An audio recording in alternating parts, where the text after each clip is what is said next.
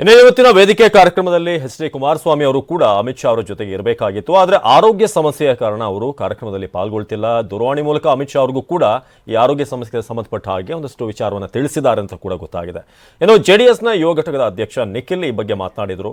ಬನ್ನಿ ನೋಡೋಣ. ಮಾನ್ಯ ಕುಮಾರಣ್ಣ ಅವರು ನಿನ್ನೆ ದಿನ ಆರೋಗ್ಯದ ಒಂದು ತಪಾಸಣೆಗೋಸ್ಕರ ಒಂದು 3 ದಿನಗಳ ಕಾಲ ನಾವೇನು ಹೋಗಿದ್ದೀವಿ.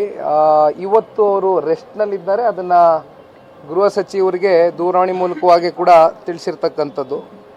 ಹಾಗಾಗಿ ನಾಳೆಯಿಂದ ನಿಮಗೆಲ್ಲ ಗೊತ್ತಿದೆ, ಸೆಷನ್ನು ಶುರು ಆಗ್ತಾ ಇದೆ. ಹಾಗಾಗಿ ಅದು ಕೂಡ ಮಾನ್ಯ ಕುಮಾರಣ್ಣ ಅವರು ಕೆಲವೊಂದಷ್ಟು ವಿಚಾರಗಳ ಬಗ್ಗೆ ತಯಾರಿಯನ್ನು ಮಾಡ್ಕೊಳ್ತಾ ಇದ್ದಾರೆ. ಮಾನ್ಯ ಕುಮಾರಣ್ಣ ಅವರು ನಿನ್ನೆ ದಿನ ಆರೋಗ್ಯದ ಒಂದು ತಪಾಸಣೆಗೋಸ್ಕರ ಒಂದು 3 ದಿನಗಳ ಕಾಲ ನಾವೇನು ಹೋಗಿದ್ದೀವಿ. ಇವತ್ತು ಅವರು ರೆಸ್ಟ್ನಲ್ಲಿದ್ದಾರೆ. ಅದನ್ನು ಗೃಹ ಸಚಿವರಿಗೆ ದೂರವಾಣಿ ಮೂಲಕವಾಗಿ ಕೂಡ ತಿಳಿಸಿರ್ತಕ್ಕಂಥದ್ದು. ಹಾಗಾಗಿ ನಾಳೆಯಿಂದ ನಿಮಗೆಲ್ಲ ಗೊತ್ತಿದೆ, ಸೆಷನ್ನು ಶುರು ಆಗ್ತಾ ಇದೆ. ಹಾಗಾಗಿ ಅದು ಕೂಡ ಮಾನ್ಯ ಕುಮಾರಣ್ಣ ಅವರು ಕೆಲವೊಂದಷ್ಟು ವಿಚಾರಗಳ ಬಗ್ಗೆ ತಯಾರಿಯನ್ನು ಮಾಡ್ಕೊಳ್ತಾ ಇದ್ದಾರೆ. ನಾನು ಮಂಡ್ಯ ಕ್ಷೇತ್ರದ ಆಕಾಂಕ್ಷಿ ಅಲ್ಲ, ನನ್ನ ಸ್ಪರ್ಧೆಗೆ ಮುಖಂಡರ ಒತ್ತಾಯ ಇದೆ ಅಂತ ಜೆಡಿಎಸ್ನ ಯುವ ಘಟಕದ ಅಧ್ಯಕ್ಷ ನಿಖಿಲ್ ಹೇಳಿದ್ದಾರೆ. ನಾನು ಇದನ್ನ ಹಿಂದೆ ಕೂಡ ಹೇಳಿದ್ದೆ, ನಾನು ಯಾವತ್ತೂ ಕೂಡ ಯೂ ಟರ್ನ್ ಹೊಡೆಯುವಂಥ ಗಿರಾಕಿ ಅಲ್ಲ ಅಂತ ಹೇಳಿದ್ರು. ಬನ್ನಿ ಏನು ಹೇಳಿದ್ರು ನಿಖಿಲ್ ನೋಡೋಣ.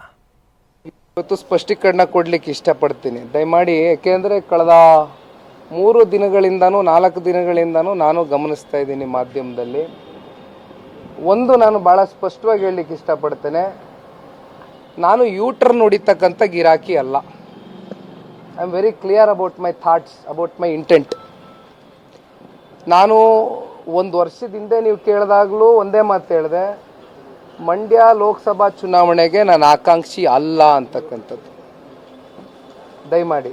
ಹಾಗಾಗಿ ಕಳೆದ 3-4 ದಿನಗಳಿಂದನೂ ಬಹುಶಃ ತಮಗೆ ಗೊತ್ತಿದೆ ಅಣ್ಣ, ಇತ್ತೀಚಿನ ಒಂದು 20-25 ದಿನದಿಂದನೂ ನಿರಂತರವಾಗಿ ಇದೇ JP ಭವನದಲ್ಲಿ ಹಳೆ ಮೈಸೂರು ಪ್ರಾಂತ್ಯಕ್ಕೆ ಒಳಪಟ್ಟಿರ್ತಕ್ಕಂಥ ಲೋಕಸಭಾ ಕ್ಷೇತ್ರಕ್ಕೆ ಸಂಬಂಧಪಟ್ಟಿರ್ತಕ್ಕಂಥ ಎಲ್ಲ ತಾಲೂಕಿನ ನಮ್ಮ ಕ್ಯಾಂಡಿಡೇಟ್ಸ್ಗಳಿರ್ಬೋದು, ಪ್ರಮುಖ ಮುಖಂಡರುಗಳಿರ್ಬೋದು, ಪಕ್ಷದ ನಿಷ್ಠಾವಂತ ಕಾರ್ಯಕರ್ತರಿರ್ಬೋದು, ಪ್ರತಿಯೊಬ್ಬರ ಒಂದು ಅಭಿಪ್ರಾಯವನ್ನು ಸಂಗ್ರಹಿಸಿ ಪಕ್ಷದ ವರಿಷ್ಠರ ಗಮನಕ್ಕೆ ತಗೊಂಡು ಬರ್ತಕ್ಕಂಥ ಒಂದು ಜವಾಬ್ದಾರಿಯನ್ನು ನನಗೆ ಇವತ್ತು ಪಕ್ಷ ನನ್ನ ಹೆಗಲ ಮೇಲೆ ಕೊಟ್ಟಿರ್ತಕ್ಕಂಥದ್ದು. ಅದನ್ನು ನಾನು ನಿರ್ವಹಿಸಿದ್ದೀನಿ.